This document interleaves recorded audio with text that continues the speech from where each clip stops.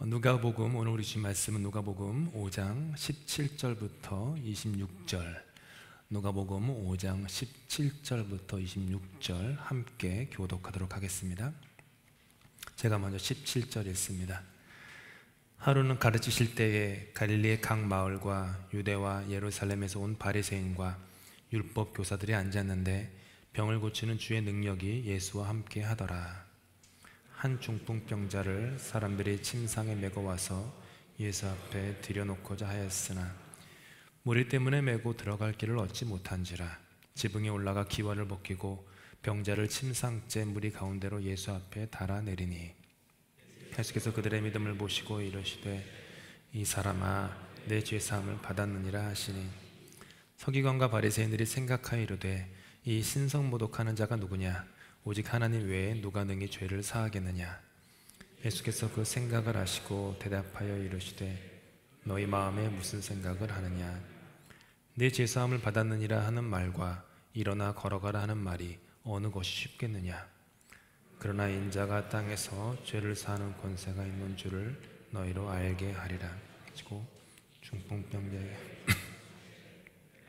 내게 이르노니 일어나 내 침상을 가지고 집으로 가라 하시매 그 사람이 그들 앞에서 곧 일어나 그 누웠던 것을 가지고 하나님께 영광을 돌리며 자기 집으로 돌아가니 모든 사람이 놀라 하나님께 영광을 돌리며 심히 두려워해 이르되 오늘 우리가 놀라운 일을 보았다 하니라. 아멘.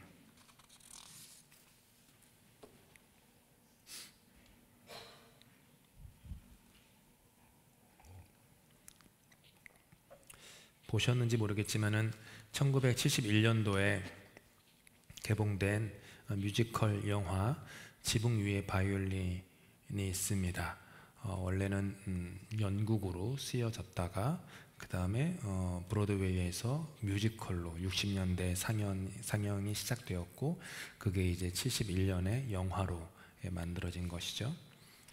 이 지붕 위의 바이올린 내용이 이렇습니다. 1905년 당시 러시아에 있는 우크라이나 지방에 작은 유태인 마을이 있었어요. 거기서 이제 우유 가공업으로 생계를 유지하는 테비에라고 하는 매우 신심이 깊은 그 유대인 가장이 있었습니다. 그에게는 아내 고르데가 있었고 또 딸이 5이 있었습니다. 그는 유대인의 그 전통, 율법, 생활 양식, 방식을 어떻게 철저하게 지키면서 살던 사람이었죠. 그러던 중에 장녀 짜이텔이 아버지와 상의도 없이 양복점 직공을 사랑한다며 결혼을 하겠다고 조릅니다. 이 테비의 마음에 이제 들지 않죠. 그래도 큰딸이 너무 조르니까 하는 수 없이 결혼을 승낙합니다. 결혼식이 이제 열리는데 결혼식이 열리는 식장으로 갑자기 러시아 그 경관들이 들이닥치며 결혼식이 엉망이 되어버립니다. 러시아 혁명의 광풍이 불기 시작한 것입니다. 엎친 데 덮친 격으로 둘째 딸은 대학생 혁명가와 결혼하겠다고 나섭니다. 또 셋째 딸은 유대인과 결혼을 해야 되는데 러시아 청년과 사랑에 빠져 몰래 도망갑니다. 막 무너지는 거예요. 그동안 쌓았던 그 지붕이. 러시아의 정국이 악화되면서 결국 마을에 유대인 퇴거 명령이 떨어집니다. 테비에를 비롯한 유대인들은 미국에서의 재회를 약속하며 마을을 떠납니다. 디아스포라 방랑자가 되어 미지의 땅으로 떠나는 그들의 가족의 뒤를 따라 처량하게 바이올린 가락이 울려 퍼지죠. 이게 이제 지붕 위의 바이올린입니다. 제가 좀 어둡게 얘기했지만 사실 되게 즐거운 뮤지컬이에요. 밝고 좀 엉뚱하고 뭐 그런 건데 추천드립니다. 강력. 지붕은 우리에게 평안을 줍니다. 지붕은 저와 여러분에게 안정을 줍니다. 지붕 안은요, 우리에게 익숙한 전통과 관습이 작동하는 곳이죠. 나의 힘, 나의 경험, 그것이 제 역할을 하는 곳, 그것이 지붕 아래입니다. 지붕 아래에서는 그래도 우리는 주인이 돼서 살아갑니다. 내가 할 것을 주장합니다.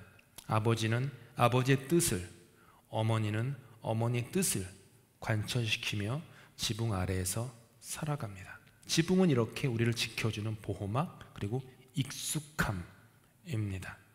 바깥의 환경이 아무리 요동을 쳐도요, 지붕 아래에서 우리는 안전함을 느낍니다. 그런데 지붕 너머의 세상은 그렇지 않습니다.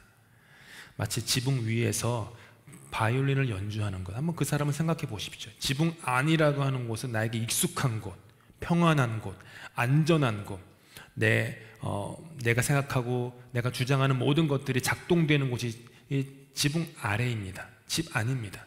집 밖은 세상이 다르죠. 그런데 지붕 위의 바이올린의 그 연주자는 집 안과 집 밖의 그 경계 어디쯤에서 아주 위태위태하게 구슬픈 바이올린 자락을 연주합니다. 그게 우리의 인생이라는 거예요. 우리의 인생, 그렇게 위태한 그런 삶의 노래. 오늘 본문에서 우리는 중풍병자를 메고 온 네 사람을 만날 수 있습니다. 그들은 절박한 사람들이었습니다. 중풍병자가 아마 친구였을 겁니다.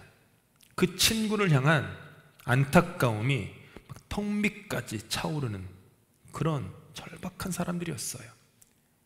그래서 그들은 친구를 위해서라면 온갖 수고를 마다하지 않을 각오가 돼 있던 사람들이었습니다. 어느 날 예수라는 30세 된 청년의 소문을 듣습니다. 어느 마을에서 말씀을 전하다가 회당에서 병자가 일어났다. 나이든 노모가 열병에서 고침받았다. 소문이 막 도는 거예요. 그 소문이 거기까지 흘러간 거예요. 그분께만 가면 병이 고침받는다더라.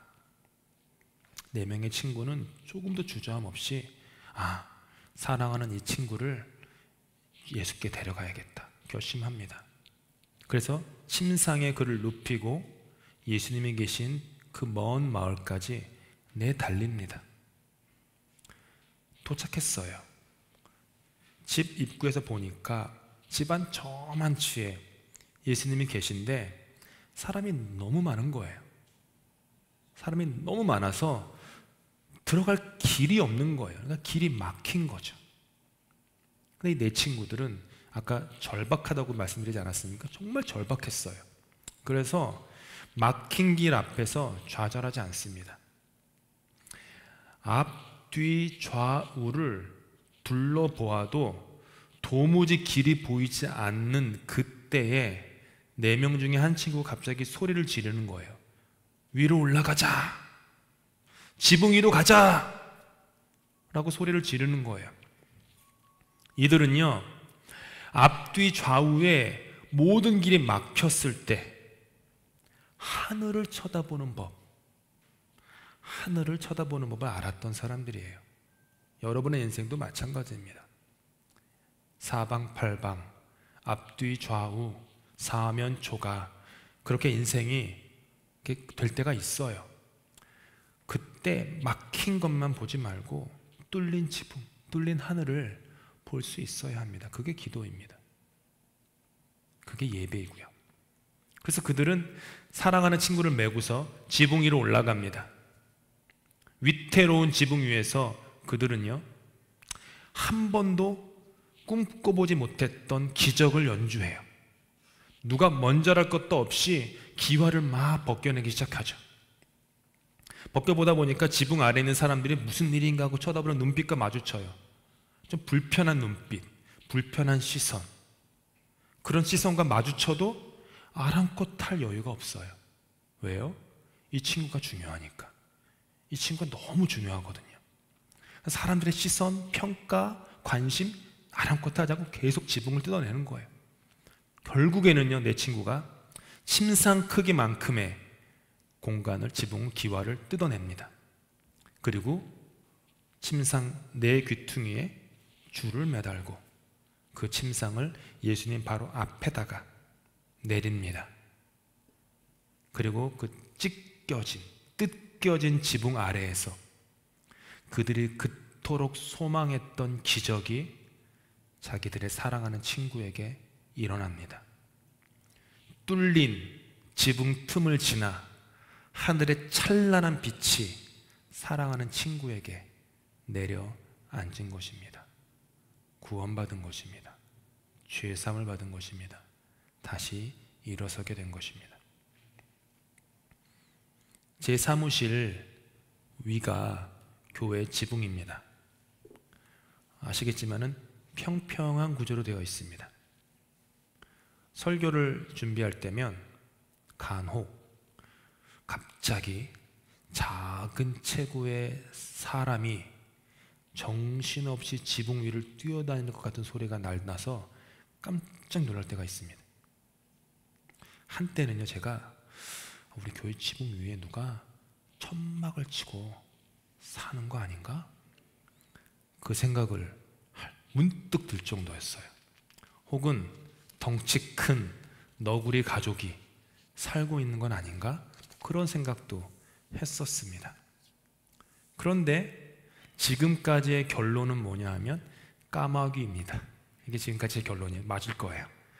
올라가 보지 않았으니까 모르죠. 까마귀일 거예요. 까마귀 소리가 창문 너머로 들리다가 잦아들면 잠시 후에 지붕 위에서 다다다다다다 혹은 쿵쿵쿵쿵쿵. 까마귀가 왜 쿵쿵 소리를 내는지 모르겠는데 아무튼 그렇게 다녀요. 왜 정신없이 뛰어다니는 소리가 막 들립니다. 그래도 저는 사무실 안에서 안전함을 느낍니다. 왜죠? 지붕이 막혀있기 때문입니다. 지붕 아래에서 저는 말할 수 없는 평안함을 느껴요. 소리는 좀 나지만 괜찮아요. 까마귀들이 제 아무리 똑똑하다고 하여도 중풍병자를 맨 4명의 친구들처럼 그 지붕의 기와를 뚫고 제 사무실 안으로 들어올 수 없음을 너무 잘 알기 때문입니다. 그래서 저는 지붕 아래에서 안전함을 느낍니다. 반대로 지붕이 조금이라도 뜯기면 뭘 느껴요? 불안합니다. 두려움을 느낄 수가 있습니다. 설교에 넣지 않았는데 고민했어요. 말씀드릴까? 뭐 별거 아니니까. 주일 설교를 준비하면요, 이상하게 그 주의 설교에 관련된 주제가 그 주간에 제 인생에 벌어져요. 계속 그랬어요.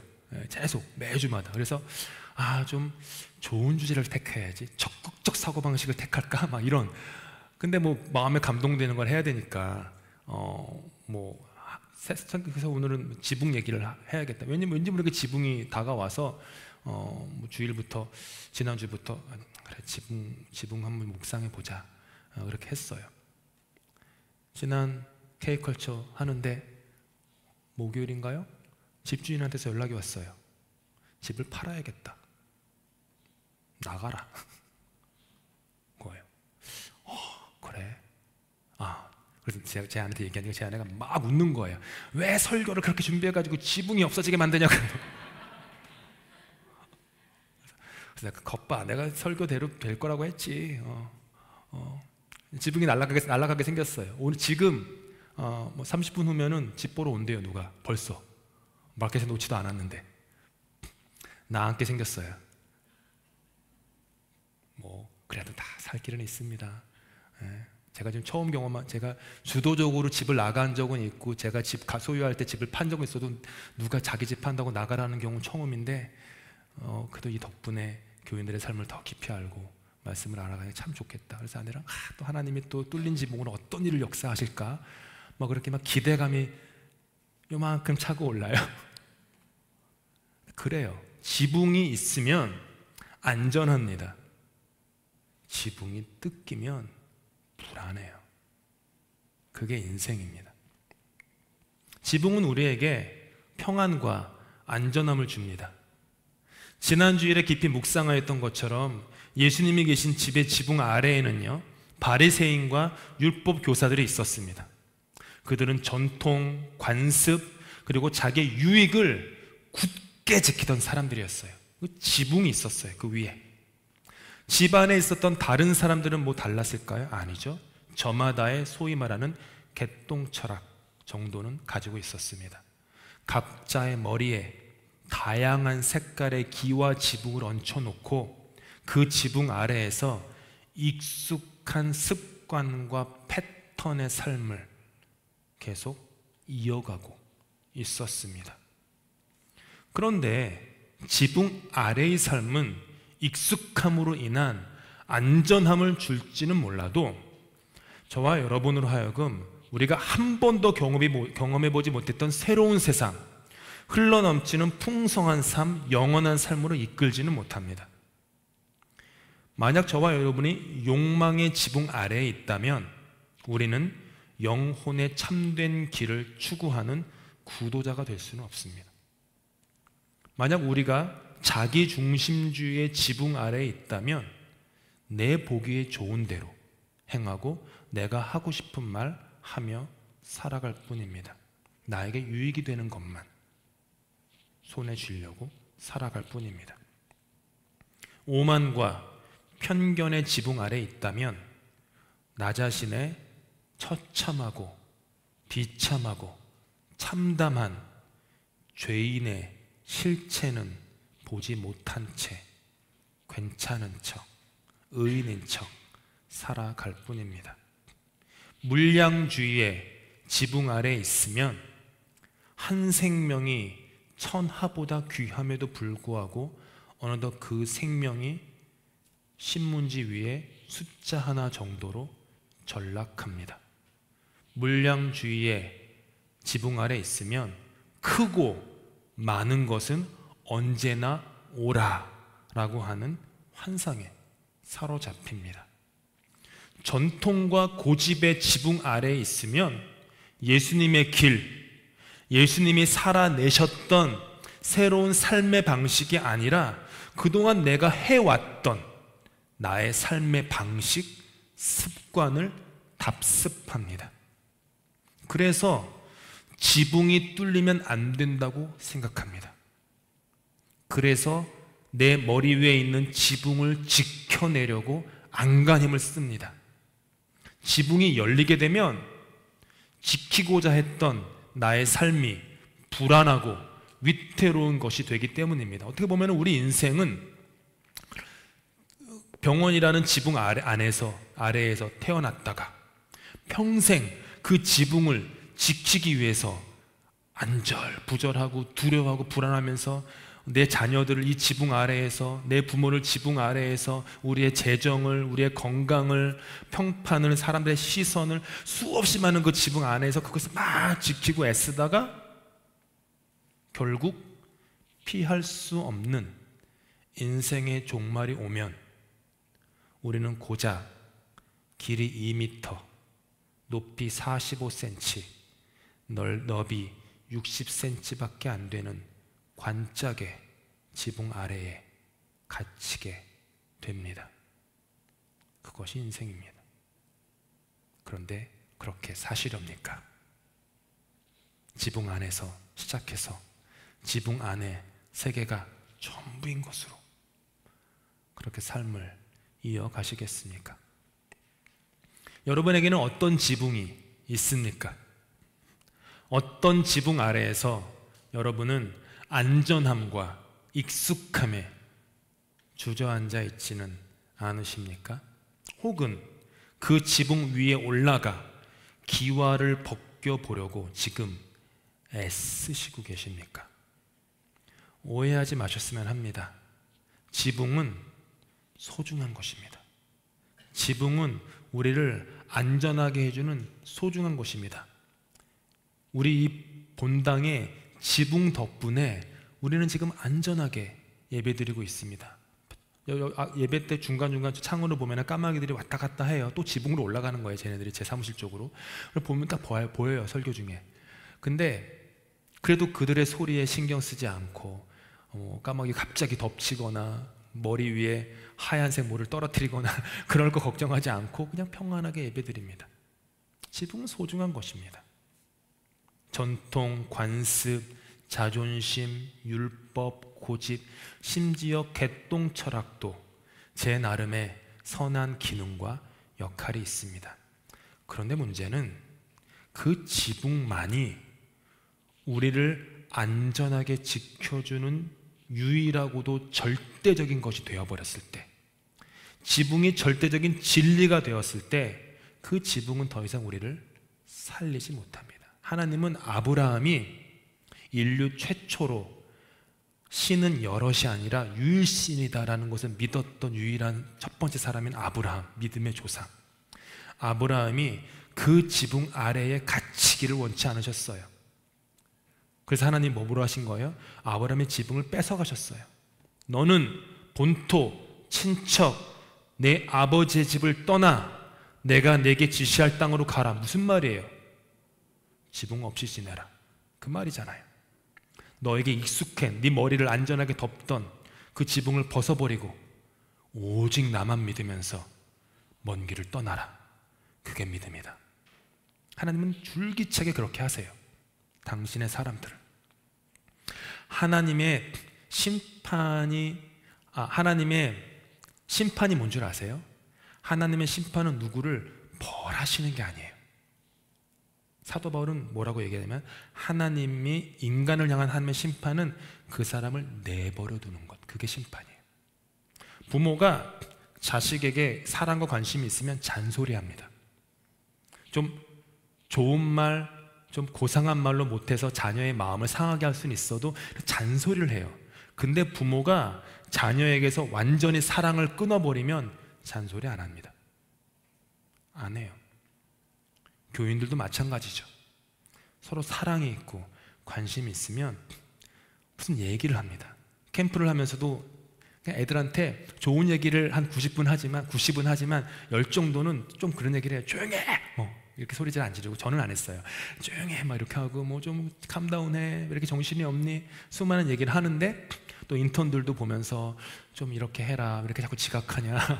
뭐 인턴들 데리고 일하다 보면 별의별 일이 다 있어요. 제가 뭐 설교 시간에 얘기 못 하겠지만, 그래도 막 이렇게 뭐 얘기를 해요. 저는 이렇게 잔소리하는 걸 좋아하는 사람이 아닌데 어쩔 수 없이 해야 돼요. 근데 관심과 애정이 있으니까 해요. 근데 내 마음에서 그 사람에 대한 관심이 사라지잖아요. 내버려 둡니다. 네 마음대로 해. 그게 심판이에요. 성경이 말하는 로마서가. 하나님이 우리를 어렵게 하시면, 고난을 주시면, 하나님이 아직 나에게 관심이 있으시구나, 이거예요. 근데 하나님이 그냥 내버려 두는 것 같다? 큰일 나신 거예요. 그거는 큰일 난 거예요. 장자 추수편에 나오는 유명한 이야기가 있습니다. 황하의 신 하백이 강을 따라 내려가다가 처음으로 끝없이 펼쳐져 있는 바다를 보고 북해의 신이었던 약에게 이렇게 말합니다. 이 세상에서 황하가 가장 넓은 줄 알았는데 바다를 보고 나니 더 넓은 세상이 있다는 것을 깨달았소 라고 말이죠. 그러자 약이 이렇게 얘기합니다. 우물한 개구리에게 바다를 말할 수 없는 것은 그들이 사는 곳에만 사로잡혀 있기 때문이고, 여름벌레에게 얼음을 말할 수 없는 것은 그들이 사는 계절만을 믿기 때문이지요. 여기서 정중지화, 즉 우물한 개구리란 말이 나왔습니다. 내가 우물한 개구리인 줄도 모른 채 저 위에 보이는 조각 하늘이 인생의 전부야. 저 위에 보이는 조각 하나가 하나님의 전부야. 저 위에 보이는 조각 하나가 성경의 전부야. 진리의 전부야. 인생은 이런 거야. 삶은 이런 거야. 수없이 정의 내리고 판단하는 그런 좁은 자신의 식견과 생각만 가지고 수고하며 인생을 살아갈 때가 얼마나 많습니까? 과연 저와 여러분은 우물 안의 개구리입니까? 아니면 지붕에 올라가 기와를 벗겨낸 4명의 친구들의 삶입니까? 하나님에게는 지붕이 없습니다. 그래서 하나님은 사람의 지붕 아래에 가두어지시는 분이 아닙니다. 솔로몬이 금은보화로 그렇게 웅장하고 화려한 성전을 지었습니다. 이것이 주님 당신의 집입니다 라고요. 그런데 솔로몬이 그걸 지으면서 깨달음이 생겼어요. 뭐냐 하면 아무리 금은보화로 치장하고 거대하게 하나님의 집을 짓는다고 하여도 결코 하나님은 인간이 만든 집 안에 가둘 수 없는 분이구나, 이걸 깨달았어요. 그래서 역대하에서 솔로몬이 이렇게 노래합니다. 함께 읽겠습니다. 시작. 하나님이 참으로 보소서, 하늘과 하늘들의 하늘이라도 주를 용납하지 못하겠거든. 하물며 내가 건축한 이 성전이오리. 솔로몬은 알았던 거예요. 하늘과 하늘의 하늘이라도 주님을 담을 수가 없는데 어찌 이 성전에 내가 주님을 담을 수가 있겠습니까? 그런데 지붕 아래에만 있기를 원했던 유대인들은 그거를 새까맣게 잊어버렸어요. 수백 년의 시간이 흐른 후에 초대교회의 초대 집사였던 스데반이 사람들 앞에서 설교했습니다. 사도행전에 나와요. 스데반의 설교는요, 포인트가 하나예요. 하나님은 인간이 만든 집 안에 가둘 수 없는 분이다, 이 얘기예요. 그 긴 설교가 다 그 얘기예요. 그러자 유대인들이 분노했어요. 돌을 던졌어요. 죽였어요. 왜요? 하나님은 내 안에 가둘 수 있는 분으로 여겼거든요. 내가 간음할 수 있고, 내가 줄자를 대고 하나님은 이런 분이야, 저런 분이야, 내가 원하면 언제든지 그 건물에 가서 하나님을 찾을 수 있는 그런 분. 성경은 말합니다. 하늘은 하나님의 보좌요, 그분의 발등상이라고. 하나님에게는 지붕도 없고 기와도 없습니다. 그리고 하나님의 은혜에도 지붕이 없습니다. 인간의 온갖 지붕으로 막혔던 하늘과 땅 사이를 십자가로 뚫으시고 그 틈 사이로 은혜의 찬란하고 따뜻한 빛이 우리 영혼의 깊은 심연에 내려앉게 하시는 것, 그게 하나님의 은혜입니다. 비가 누구에게나 내리듯이, 강물이 강바닥의 모든 돌멩이와 잡풀들을 안 가리고 덮듯이, 바다가 시면의 모든 높고 낮은 계곡을 끌어안듯이 하나님의 은혜는 그렇게 지붕이 없습니다. 그렇게 하나님의 은혜는 우리의 지붕 기와를 벗기고 임합니다. 문제는 뭔지 아세요? 우리에게 틈이 없다라는 거예요. 틈이 없다라는 거예요. 내 생각, 지식, 경험, 내가 믿었던 삶의 방식, 교회 생활, 종교, 인간관계, 애들은 이렇게 길러야지, 돈은 이런 것이지, 건강, 수많은 것들이 이렇게 딱 있는데 틈이 없어요.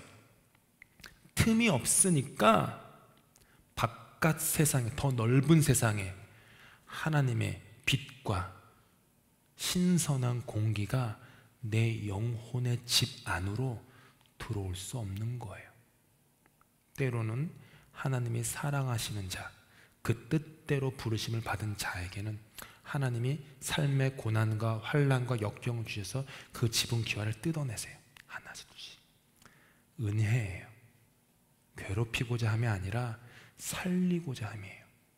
그래서 동희야, 누구야, 너가 지금 갇혀있구나, 이게 세상의 전부로 알고 있구나, 너는 내가 이런 분으로만 알고 있구나. 아니다. 더 크다, 더 넓다, 더 깊다.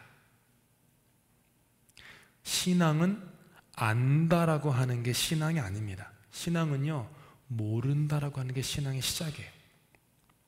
바울 사도께서는 늘 알았어요. 원래 내가 알았기 때문에 그리스도인들은 하나님 나라의 에너미, 적이다. 그래서 그들을 잡아 죽이려 다녔어요. 난 알았으니까. 다메섹에서 예수를 만난 후에 바울의 생각이 다 깨져버려요. 지붕이 벗겨진 거예요. 그 다음에 뭐예요? 모른다. 근데 모른다가 상관없다가 아니에요. 나는 하나님을 다 헤아릴 수 없다. 알 수 없다. 신비다. 겸손해진 거예요. 그 마음이. 그러면서 그는 예수님을 따르는 길에 접어든 거죠. 오호라 나는 곤고한 자로다. 누가 나를 이 사망의 늪에서 건져냈고. 한쪽에서는 하나님을 따르려고 하는 그런 열렬한 열망이 있고, 다른 쪽에서는 나를 잡아 깊은 곳으로 빠뜨리는 그런 죄의 그 끌어내림이 있는데, 오호라 나는 곤고한 자로다. 이게 뭐예요? 나는 모르는 사람이다. 그게 신앙입니다. 그게 신앙이에요. 그렇게 하나님은 우리의 기와를 벗기고 우리에게 임하십니다. 우리를 용서하시고 사랑하세요. 지붕 아래가 아니라 하나님 은혜와 십자가, 하나님 은혜와 사랑의 십자가 아래에서 참된 평화와 안식, 자유를 누리게 하십니다. 사랑하는 교우 여러분, 혹시 여러분의 앞뒤 좌우 사방팔방이 막혀 있습니까? 고개를 들어 하늘을 바라보십시오. 믿음을 가지고 여러분의 침상을 메고 지붕 위로 올라가십시오. 그리고 지붕에 있는 기와를 하나씩 둘씩 벗기십시오. 여러분 존재의 머리지붕 위에 하늘을 향하여 뚫린 열린 공간을 마련하십시오. 그 벗겨진 지붕을 통하여 하나님이 여러분에게 돌보라고 주신 그 중풍병자를 여러분 마음의 방 안으로 들이십시오. 지붕이 막혀 있으면 사랑할 수 없습니다. 겉으로 안녕하세요 인사할 뿐이죠. 마음의 방에는 그를 들여올 수 없습니다. 내가 깨어져야 합니다. 내가 부서져야 합니다. 내가 무너져야 합니다.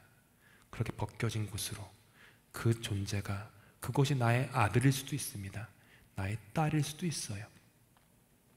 내가 그렇게 좋아하지 않는 부모일 수도 있고요. 손주들일 수도 있고 교우들일 수도 있고 직장 동료일 수도 있습니다. 지붕을 뜯으십시오. 여러분의 방 안으로 그들을 데려오십시오.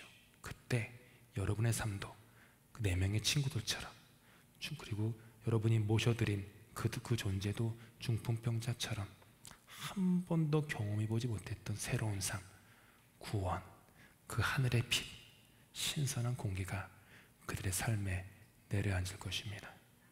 기도하시겠습니다. 지붕에 올라가 기와를 벗기고 사랑하는 친구를 예수님 앞에 내려온 4명의 친구들을 생각합니다. 병원 지붕 아래에서 삶을 시작해서 관짝 지붕 아래에서 삶을 마감하는 우리의 인생 가운데 지붕을 뚫고 그 너머에 있는 영원한 삶, 풍성한 삶을 소망하게 하여 주시니 감사합니다. 사면 초가일 때마다 고개를 들고 주님을 바라볼 힘을 주시옵소서.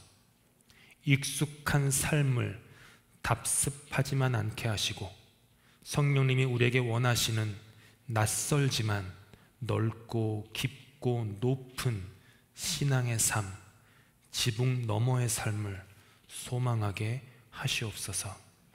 예수 그리스도의 이름으로 기도합니다.